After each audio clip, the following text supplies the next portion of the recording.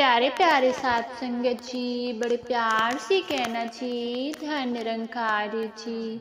साथ संगत जी, दासी आप सबों के बीच एक छोटा सा विचार लेकर आई है साथ संगत जी।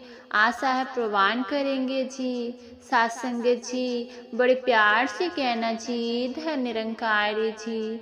साथ संगत जी, एक बार एक लड़का एक गुरु जी के पास गया और वहां जाकर उस लड़के ने साथ संगत जी गुरु जी से कहा, गुरु जी मैं बहुत गरीब हूँ, मैं अपने माँ बाप को आराम भरी जिंदगी देना चाहता हूँ। साथ संगत जी उन्हें पूरी दुनिया घुमाना चाहता हूँ, पूरी दुनिया की सैर कराना चाहता हूँ, जो यह लड़का बोल रहा था। साथ संगत जी, ये हर इंसान की ख्वाहिश होती है कि वह भी अपने माँ बाप को एक आराम भरी जिंदगी दे सके। साथ संगत और साथ संगत उस लड़के ने गुरु जी से कहा कि मुझे कुछ ऐसा चीज दीजिए। जो गुरु जी ने कहा कि साथ संगत मेरे पास एक चीज है जिसे तुम रातों रात अमीर बन जाओगे। साथ संगत फिर तुम अपने हर ख्वाहिश को और अपने सपने को पूरे कर पाओगे। साथ संगत अब यह सुनने के बाद वह लड़का बड़ा खुश हो गया। साथ संगत जी, ऐसी कौन सी चीज है जिससे मैं अपने हर ख्वाहिश को अपने सपने को पूरा कर सकता हूँ। साथ संगत जी, गुरुजी उस लड़के को एक ऐसी जगह पर लेकर गया साथ संगत, जहाँ पर बहुत सारे छोटे छोटे पत्थर पड़े थे। साथ संगत जी, गुरुजी ने उस लड़के को कहा, इन पत्थरों में से एक ऐसा पत्थर है जो किसी भी लोहे की चीज पर लगाने से लोहे की चीज को सोने में बदल देता है। साथ संगत जी, उसने गुरुजी से कहा कि उसे पत्थर की पहचान कैसे होगी। तो साथ संगत जी, गुरुजी ने कहा उस पत्थर का तापमान गर्म होगा ताकि सारे पत्थर ठंडे होंगे, लेकिन वह पत्थर जब तुम हाथ में लोगे तो तुम्हें वह पत्थर गर्म महसूस होगा। साथ संगत जी, यह कहकर गुरुजी वहां से चले गए और फिर साथ संगत जी लड़का अपने काम पर लग गया। वो एक एक पत्थर हाथ में उठाकर चेक कर रहा था और साथ संगत साइड में एक नदी साथ संगत बह रही थी। साथ संगत जी, साथ संगत में वह चेक किए हुए पत्थर को फेंक रहा था ताकि साथ संगत वही पत्थर बार बार उसके हाथ में न आए। साथ संगत जी, अब 4-5 घंटे हो गए। वह लड़का पत्थरों को हाथ में उठाकर साथ संगत चेक करते रहता, साथ संगत और नदी में फेंक रहा था। फिर एक दिन बीता, साथ संगत 2 दिन बीता, 1 सप्ताह हो गया, लेकिन साथ संगत लड़के को वह पत्थर नहीं मिला। साथ संगत जी, और ऐसा करते करते 2 महीने हो गए। साथ संगत अब वह लड़का अपने हाथ में पत्थर उठा रहा था और उतने अच्छे से वह चेक नहीं कर रहा था और नदी के किनारे फेंक रहा था। साथ संगत जी, जब यह उसकी आदत बन गई थी साथ संगत, तब पत्थर उठा रहा था और नदी में फेंक रहा था। फिर एक दिन उसके हाथ में वह पत्थर आया। उसे महसूस हुआ कि उसके हाथ में गर्म पत्थर है, लेकिन साथ संगत पत्थर को उठाकर नदी में फेंकने की आदत बन गई थी। साथ संगत उस पत्थर को भी साथ संगत नदी में फेंक दिया और उसे जब लगा कि मैंने जो अभी नदी में पत्थर फेंका है वो वही पत्थर था जिसे मैं 2 महीने से ढूंढ रहा था, और वह पत्थर फिर से नदी में जाकर दूसरे पत्थरों में मिल गया।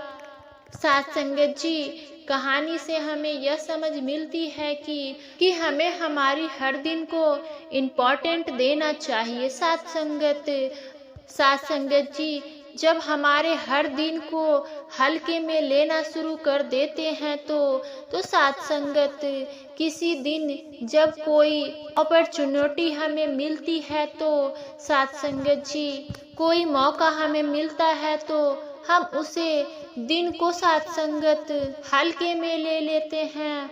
और जब हमें पता चलता है कि साथ संगत हमारे पास मौका आया था, अपॉर्चुनिटी आई थी, हमने उसे और दिनों की तरह ही हल्के में ले लिया साथ संगत जी, क्योंकि हमारी आदत बन गई है वह हर दिन के साथ संगत कुछ सीखो साथ संगत जी, कुछ करो, बस सारा दिन सोशल मीडिया पे अपना टाइम वेस्ट मत करो साथ संगत जी। सबसे पहले बड़ी गलती वो होती है साथ संगत जिससे आप कुछ सीखते नहीं हैं साथ संगत जी, वो सबसे बड़ी गलती है साथ संगत जी। बहुत समय पहले की बात है, एक छोटे से गांव में मंदिर के बाहर एक युवक लड़का आयुष बैठा रहता था साथ संगत जी। उसके हाथ नहीं थे साथ संगत, बोलने में भी उसे कठिनाई होती थी साथ संगत जी। उसका हालात देखकर लोग उसे भिखारी समझते थे, सिक्के उसकी झोली में डाल देते थे साथ संगत जी। आयुष का जीवन भिक्षा पर निर्भर था और हर दिन उसे अपनी अस्तित्व की लड़ाई लड़नी पड़ती थी साथ संगत जी।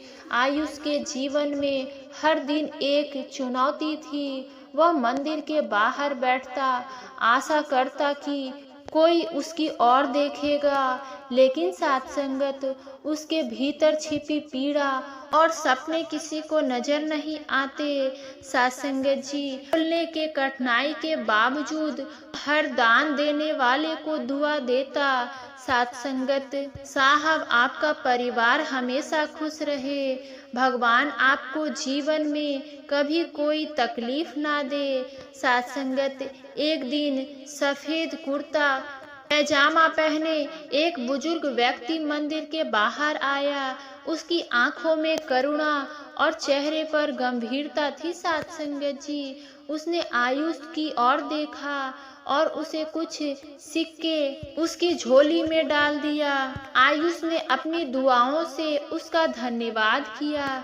बुजुर्ग उसकी बातों से प्रभावित होकर रुक गया साथ संगत, उसके पास बैठ गया। बुजुर्ग ने पूछा, बेटा, तुम्हारे साथ ऐसा क्या हुआ जो तुम्हारे हाथ नहीं है साथ संगत। आयुष ने धीमी आवाज में बताया, साहब जी, एक दुर्घटना में यह सब हुआ था साथ संगत। जो भगवान को मंजूर थी वही हुआ। भगवान ने मेरे किस्मत में भिक्षा मांगना लिखा था, इसलिए उसने मेरे हाथ मुझसे छीन लिए।